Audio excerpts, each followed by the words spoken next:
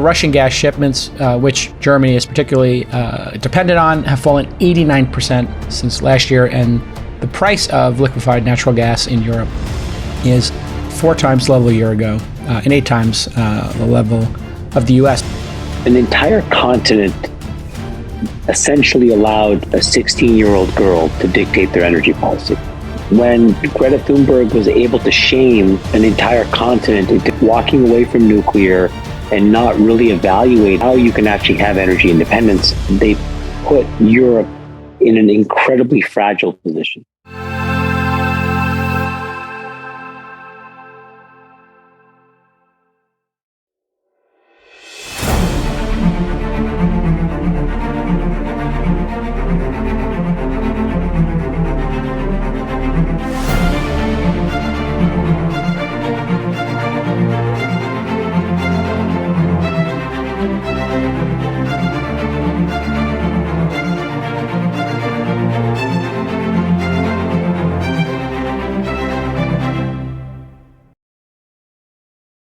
All right, listen, we got to talk about winter is coming. I'm not talking about Game of Thrones. Let's talk about something serious that's going on here. And we don't like to be too repetitive here, but I think we've been talking about this Ukraine thing. Stacks correctly predicted if this goes to winter, this is going to get acute. And of course, right on cue here, we have it. Russia has essentially cut off gas to Europe right now by claiming that the Nord Stream 1, the North pipeline that Russia built that goes under the Baltic Sea, they basically say a turbine's broken in it magically at this point in time, right before winter. This turbine broke, according to Putin, and he needs a turbine.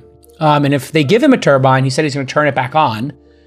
This in the face of Europe saying they were going to cap the price of Russian gas. I don't know how that works exactly, that you tell people what they can charge for gas.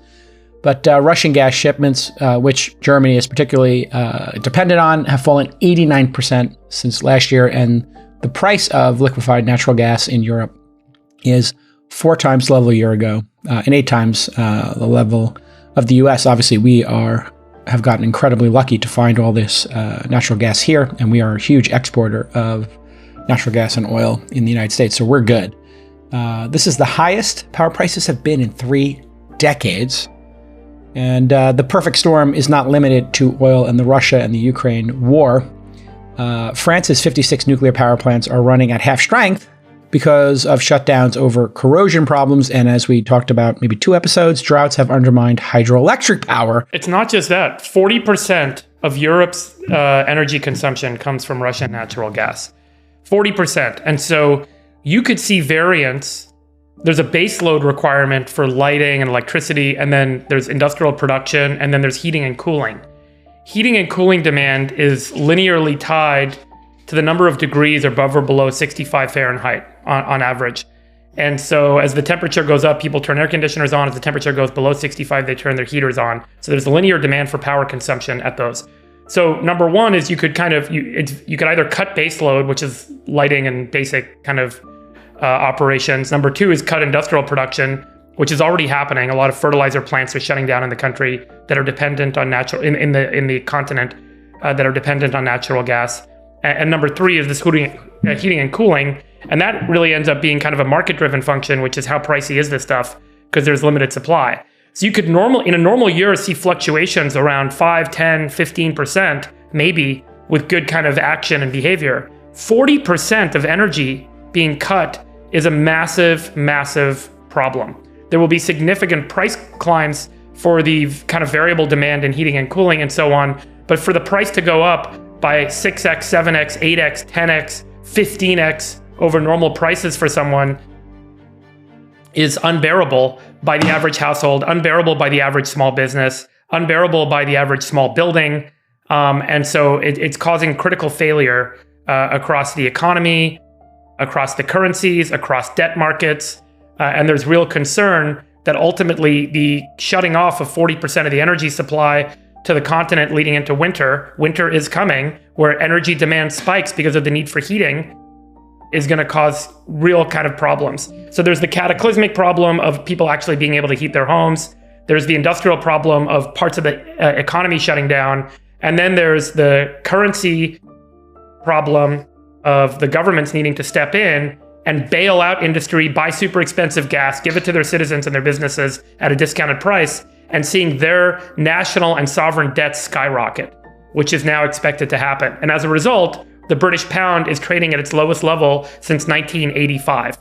And as a result, people are rushing to the street from Prague to Cologne, Germany, even in London, proclaiming that the governments aren't doing enough, number one, to stall the rate of inflation, to make energy prices cheaper through action by having the government subsidize. And number three, which I think was inevitable and is now becoming kind of the surprise factor to the Ukraine crisis, citizens are saying, end this war now. Get to the table with Russia, come up with a settlement, and get the heck out of the Ukraine. By the way, that's not everyone saying it, just to be clear, but there is this rising, rioting, protesting behavior happening across Europe, particularly in Eastern Europe, as a result of the Ukraine war. And so we're seeing, I think a big shift in attitude and a big shift in kind of the societal perception of this war, particularly in Europe, because they're so acutely feeling the effects, and we are not in the US. They're acutely feeling the effects, and they're saying, we need to stop this war now. We need to get out of the way. We need to let Russia turn the gas pipeline back on, and we need to figure out a resolution. Stop supporting Ukraine. That's a voice that did not exist very loudly at the beginning, and it's starting to swell. Running out of food, or running out of heat to keep your kids warm. I mean, these are pretty acute situations. Chamath, what's the vibe in the Middle East about this? Are they looking at it and seeing it as an opportunity? Are they looking at it and seeing it as, a manageable crisis? And what do they consider their participation in this to be? There's a very structured framework for energy production, which is OPEC and OPEC plus. And, they have done not just the Middle East, but frankly, the Middle East plus United States, the best job possible to basically get the maximum demand so that there's as much energy as possible. The reasons that Europe are in an energy crisis really should be discussed honestly. So, number one, an entire continent essentially allowed a 16-year-old girl to dictate their energy policy. And when Greta Thunberg was able to shame an entire continent into basically walking away from nuclear and not really evaluating how you can actually have energy independence, what they did was they put Europe in an incredibly fragile position. And at the beginning of this war, it wasn't clear how much damage the lack of Russian energy would do to the European economy. But now it's absolutely clear. How did they not see that, Chamath? We said it on the pod. We said it on the pod in February. How did they not? I mean, Trump said it years ago. I mean, the first thing we said. How is it not obvious? The problem is you had these, look, to be honest, you had these two goofballs. You had a goofball on the left, which was a 16-year-old girl who knew nothing. And you had a goofball on the right, which is a president whose language turned people off, even though the message that he was delivering was 100% right. When Trump went to the United Nations, he was clear, he was precise, and in hindsight, and I'm saying this as a Democrat, he was right about the German reliance on Russian gas and the European reliance on gas. What did they think would happen? The important thing was the reaction. Remember the German delegation snickering while he was talking? They were laughing. They were laughing. But we're missing the real lesson. The real lesson is that in all of our haste to basically overtly judge Trump because of his delivery and his personal style or whatever, we ran towards a 16-year-old person who has no rooting in science or technology to dictate the energy policy of an entire continent. I mean, she was nominated for a Nobel Prize. Just to remind you guys, this is how insane all of these people were. So in an effort to virtue signal to the hilt and beyond, what we essentially did, what the entire world did, was turn a blind eye to science and turn a blind eye to mathematics and simple understanding of supply and demand. And so now you have this situation where the entire continent of Europe is probably on the precipice of, at the minimum, a recession. But frankly, there's a lot of scenarios where it could be meaningfully worse. And I think what it does is ultimately it has forced the Russian endgame. And that Russian endgame is essentially the following, which is that Germany will probably be the first to capitulate, but it'll be a combination of the United States and Europe who negotiate some kind of a settlement. They have to fold. And the reason, well, without calling it folding, I would just say there's a settlement. And the reason the settlement is necessary is you're going to start to impact tens of millions of people's lives in an incredibly arduous way. And those people are asking their leaders to tell them why it's worth it. That's why you're seeing protests all around Europe. People have decided that this war has gotten 2 or 3 steps beyond what they thought they were getting into, and that it was shining light on a whole set of decisions that never should have been made. Sachs, I think what people most want to know, and I'll go to Friedberg after Sachs. Friedberg, I think people are going to want to know, how do they close this gap in terms of the 40% dependency? So you can start thinking about that. But Sachs, how do we resolve this issue with Russia without enabling them? Because nobody wants to enable them and reward them for invading countries. But here we are. They didn't settle this thing in the whatever 9 months we're in now. And they don't have any more cards to play. They need heat. People can't freeze to death in Germany. So they're going to have to fold in some way. And it doesn't seem like there's any gap that can be closed here in terms, there's not enough firewood to go around. It's all these stories about stockpiling firewood. That doesn't seem practical. Sure, you could reduce consumption by 10, 20, maybe 25%. That does seem reasonable, but there's still a huge gap here. So what's the end game, Sachs? I mean, well, first, just to put some numbers on this, there's a good report by Goldman Sachs called Europe's Energy Crisis is at a Tipping Point. This came out on September 8th. And it says here that the price of natural gas in Europe, it used to just be 20 euros per megawatt hour. It's now above 200 per megawatt hour. So we're at 10 times the 10-year average in the market, and winter isn't even here. So, Europe is the Titanic. Winter is the iceberg. The main difference between this and the Titanic story is that everyone can see the iceberg. And yet no one is really changing course. So Liz Truss, the new Prime Minister of the UK, said that Ukraine can depend on UK for support in the long term. Olaf Scholz said that Germany will support Ukraine as long as it takes. Macron, from France, said that NATO will stand together and prevent Russia from winning the war. So, leader after leader is doing the opposite of what you and Chamath have just said, which is try to figure out a compromise. In fact, in the last week or so, new information came out about actions Boris Johnson took back in March or April when there was discussion about a peace deal about a month into the war? It turns out that Boris Johnson went to Ukraine and said, no deal, do not take the deal. We need to weaken Putin and Russia, not compromise with them. So the fact of the matter is that the European leaders are increasingly out of touch with their own people. The agenda they are serving is not the agenda of, or the desire of their people to basically stay warm in the winter or pay reasonable energy bills. They are serving this larger foreign policy agenda. This is why you're seeing people in the streets in Czechoslovakia and these other countries. And this is why the crisis will only grow in winter. I think you guys are just assuming there's going to be a compromise. I'm not sure that's true. These leaders are stubborn. So this is why, for example, we've already now seen in the UK, Boris Johnson lost power, although Liz Truss basically has the same policy. Mario Draghi has basically lost in Italy. Bulgaria replaced their PM. So the leaders, the dominoes are starting to fall in Europe. And I think there's going to be a lot more of this. And who knows what governments we're going to end up with in Europe in What's 6 the end months. game then? I mean, what do you predict will happen? You think they're going to hold their ground and not have a compromise? So Chamath pointed out the mistakes that these leaders made following Greta Thunberg. I think there's another mistake they've made, which is I think all of these leaders have pulled a Tony Blair. Do you remember Tony Blair? Tony Blair was the Bill Clinton of the UK. After Margaret Thatcher, he was the first Labour PM to get elected. He was incredibly talented as a politician, and he was very popular in the UK until he did one thing. You know what that one thing was? He went along with George W. Bush's Iraq war. The people of the UK did not want to get involved in that war, and Blair acted as W's lapdog and went along with it and bought into all of the lies about that war. And today he has zero credibility in the UK. It's really actually a sad story. I think that these European leaders are making a similar kind of mistake with respect to Biden's proxy war against Russia.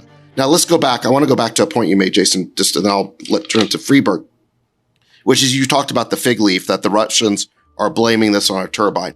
I don't think that's even really true anymore. I mean, the Russians have basically said— Of course, Putin's lying, of course. Yeah, yeah, but I think the Russians have basically said that, listen, this is about your sanctions. It's about sanctions. It's sanctions and a turbine. It's like, pick one. Right. It can't but listen, be both. But the point I'm trying to make it, look, obviously this is retaliation by the Russians. The problem is the stupidity of Western leaders in not thinking there's going to be retaliation.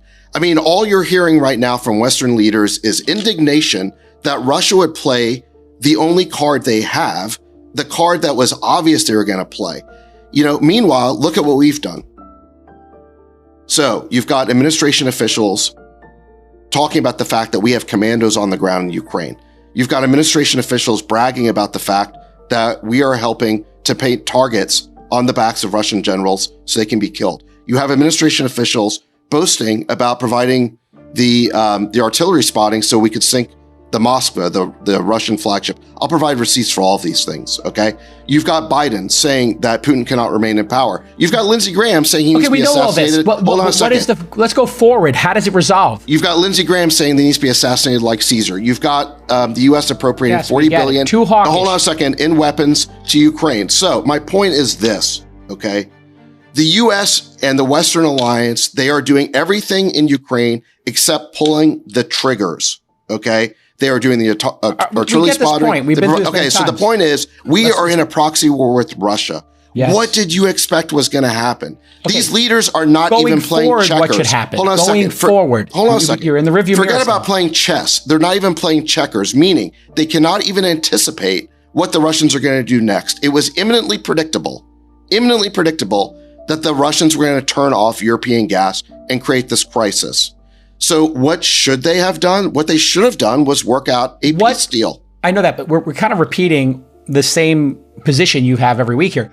I'm trying to get to going forward. So Friedberg, what should we do going forward here? Both on an energy basis and a political basis. That's the thing. I get the sort of breakdown of what occurred here in your position, Sachs, but what do you think Friedberg should happen going forward? How do we resolve this? There's an acute energy shortfall. You can't just make that up. You can't convert oil into natural gas to heat people's homes. It's impossible structurally right now in the time frame that it's needed. So what should the U.S. and what should the EU be doing now that they're not doing? Yeah, I think that there's going to be this inevitability that we're going to need to broker a deal with Russia. And what I think you'll see over the next couple of months, particularly because winter is coming, is you need to, there's going to be a lot of saving face. And so I think, I've always said from the beginning, I think that Putin's calculus is to go as far and as deep as he can go so that he could eventually negotiate himself back out in a way that leaves him with what he originally wanted in the first place.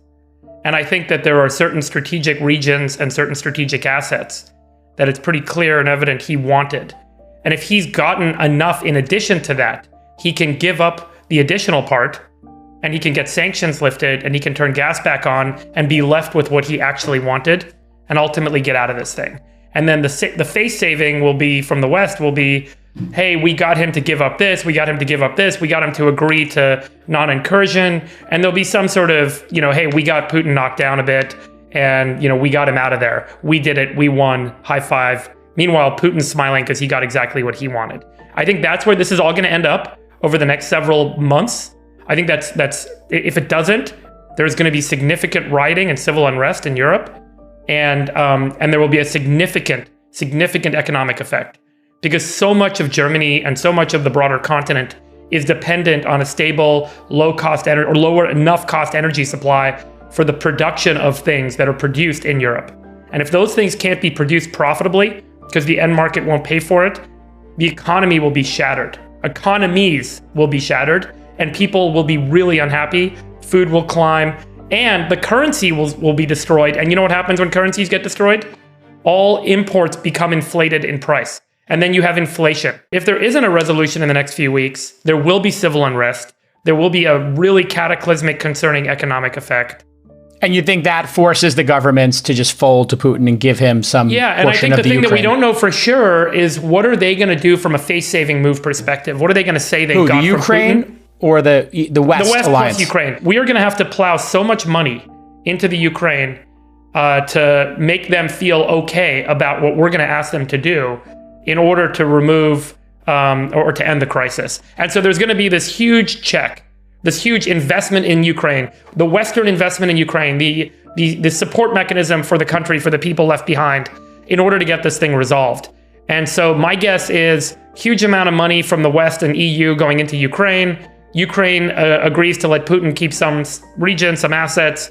Putin agrees to remove himself from certain regions and give up certain assets. Sanctions are partially lifted, but they're partially lifted enough to get the flow of gas going and to get the economy turning again. Chamath, any final thoughts here as we turn around third base here on this, of lessons learned? And you may want to find the clip, Nick, from July where I said the tip of the spear in the fall was going to be the European energy crisis. Oil is at $105 a barrel. Russia is basically trying to break the back of Europe by now messing with their nat gas supplies. The German energy minister yesterday said that if that happens, it could be a contagion equivalent to Lehman Brothers with respect to energy. You're already starting to see food riots, food insecurity, energy insecurity, rampant inflation, sovereign defaults. And you have to ask yourself, like, how are we going to really tourniquet this whole thing and prevent a much bigger contagion like Friedberg just talked about? If Russia decides to play hardball against Europe or America, we better hope that it's a mild winter, because very quickly you can go from plus 1 million barrels to minus 2 in a heartbeat. Yeah, my final thoughts are the following, which is that I think that the European system is going to be put under stress because there are really a bunch of different countries with very different incentives right now, where some countries are in desperate need of energy. Some countries can probably stave it off for a little bit longer. Other countries are so adamantly focused on their position on Russia over and above any source of energy that they may need or don't have. So I just think like this is a really good point to take a step back and realize that in all of these conflicts, sadly, whenever you have like all of these very complicated countries fighting very complicated wars, it's really important to understand what these trade-offs are, because ultimately what we're learning in Europe is that irrespective of what you morally and ethically believe is right in the Ukraine, the minute that it affects you, and Jason, you've said this, what is it? Like you're only one meal away from a revolution? Is that, yeah, it's 3 meals away. Yeah. And I think it would be, you're only like 5 days away from having no heat before people riot on the street. It's probably the equivalent. But that's the lesson, which is that at the end of the day, it is when you're in a position of comfort, you can focus on forward and outlooking moral attributes and ethical perspectives that matter. But the minute that you are affected at home, where you cannot take care of your children or heat your house, all bets are off. And I think this just goes to show you that if you're going to sort of engage in proactive foreign policy, you need to make sure that domestically you don't have any Achilles heels. And Europe had a massive Achilles heel, which is energy. And then, the minute that they were they've stress tested it now. They're going to have to take this much more seriously going into next year, because they've enabled a madman. That is the dominant narrative. There is a simplistic binary that has been set up that this is a war between autocracy and democracy, and that's all there is to it. And my point is that this conflict has always been more complicated than that, okay? And if you really want to understand this conflict, you have to go back and understand the history of it. And, the American media and the British media, they basically act as if this whole thing began on February 24th.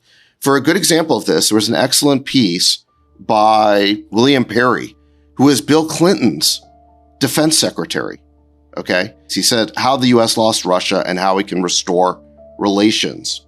And he talks about how we can chart a way forward for peace, which I think is your question. What Perry points out, remember, again, he was Clinton's defense secretary in the 1990s. He almost resigned in protest over NATO expansion eastward. This was basically a contradiction of the verbal assurances that James Baker and President George Herbert Walker Bush had given Gorbachev that we would not expand NATO 1 inch eastward. In any event, that's when NATO expansion began, was the late 90s. Perry was against it because, like George Kennan, like former ambassador to the Soviet Union, James Matlock, he understood that it would be provocative. It would be seen as a provocative move by Russia. Okay, he was against that policy. The other thing he points out is that in the 1990s, the Russian economy collapsed because they moved off of the Soviet system, and we did absolutely nothing to help them. As a result of that, we bred the conditions for a strong man to emerge who would basically prioritize the restoration of Russian pride, dignity, and strength, okay? So he points out the ways that our policies help create Putin. I think what he basically suggests in terms of the way forward is, look, we have to realize that the security architecture of Europe was crafted in the late 90s and early 2000s at a time when Russia was flat on its back, okay? What are the Russians basically demanding? What were their demands prior to this war? There were two things they really didn't like, okay? Number one was they didn't NATO want, at their doorstep. We've been over this, yes. They didn't want Ukraine admitted to NATO. And then number two is they didn't want American missiles right on their border that could hit Moscow in 5 minutes, okay? Those were their two demands. The fact of the matter is we never were willing to negotiate at all on those two demands. At all. To watch the full video, check out the link in the description below. What do you think of the views expressed in this video? Share your thoughts in the comments below, and if you found value in the content, hit the subscribe button. Thanks for watching, and we'll see you in the next video.